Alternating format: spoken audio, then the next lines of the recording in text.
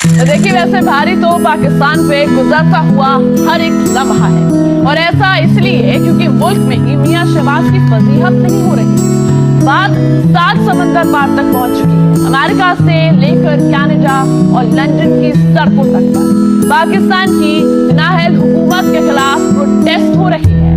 क्यों पूरी दुनिया पाकिस्तान की फौज और हुकूमत को धिक्कार रही है, और कैसे पाकिस्तान की इंटरनेशनल बेइज्जती हो रही है।